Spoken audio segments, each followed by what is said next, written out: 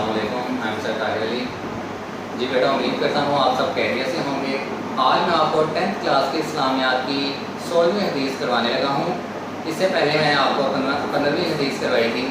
आज की हमारी हदीस मुबारका, तो जैसे कि 15वीं हदीस मुबारका हमारी रमज़ान के हवाले से थी, आज की हदीस मुबारका भी हमारी रोज़े के हवाले से है और उसकी रहमतों और खुशियों के हवाले से है। असल में रोज़ा जो है वो खालिस्तन एक मुशक्क़त वाली इबादत है और ये सिर्फ़ और सिर्फ अल्लाह की ज़ात के लिए रखा जाता है। इसका जो इल्म है वो भी रब ताला की ज़ात को होता है कि इस बंदे ने कितने खलूस के साथ रोज़ा रखा है। उसने आया कि रोज़ा तोड़ा तो नहीं है कि छुप कर कुछ खा पी तो नहीं लिया, ये भी सिर्फ रब की ज़ात जान सकती है। कोई दूसरा बंदा उस शख्स की गवाही नहीं दे सकता। इसलिए ये खालिस्तन एक मुशक्क़त वाली और सिर्फ अल्लाह ताला की ये इबादत है और वही उसका अजर व सवाब देता है। अल्लाह ताला की ज़ात फरमाती है कि रोज़ा खालिस्तन मेरे लिए है और उसका अजर व सवाब भी मैं ही दूंगा। यानी कोई शख्स ये कह ही नहीं सकता कि रोज़े का कितना बड़ा अजर व सवाब है, क्योंकि ये सिर्फ और सिर्फ रब ताला की ज़ात जानती है कि उसका कितना अजर व सवाब दिया गया है। बहुत सी हदीसें मुबारका हैं, बहुत से कुरान पाक के अंदर रमज़ान की जो है खसूसियात का, उसके सवाब के हवाले से, अजर सवाब के हवाले से जिक्र मौजूद है।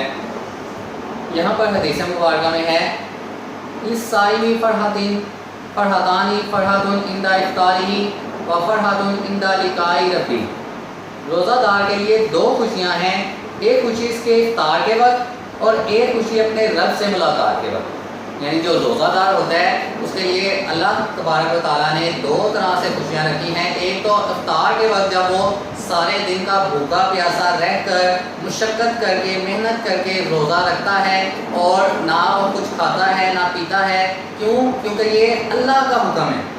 अल्लाह के अहकाम की पैरवी करते हुए, अल्लाह के हुक्म को मानते हुए सारा दिन भूखा प्यासा रहना, मुशक्क़त करना, प्यास लग रही है फिर भी पानी नहीं पिया जा रहा, भूख लग रही है फिर भी कुछ नहीं खाया जा रहा। क्यों? क्योंकि ये रब का हुक्म है, रब की इबादत है।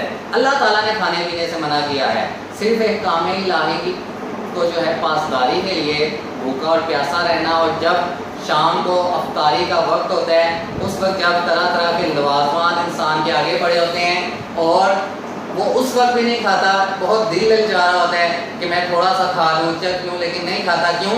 क्योंकि जब तक वक्त नहीं होगा, वक्त मुकर्ररा नहीं आएगा, वो नहीं खाएगा।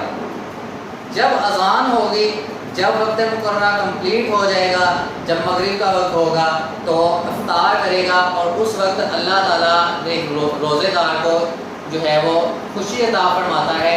अपनी नेमतों के हवाले से वो उसकी लज्जत को महसूस करता है, वो पानी की अहमियत को महसूस करता है, वो खाने की अहमियत को महसूस करता है, उसकी लज्जतों से जो है वो मजरूर होता है। और उस वक्त मांगी गई दुआ अल्लाह ताला रोज़े अफ्तार के वक्त मांगी गई रोज़ेदार की दुआ को कभी रद्द नहीं फरमाते। इसी तरह से दूसरी खुशी क्या है?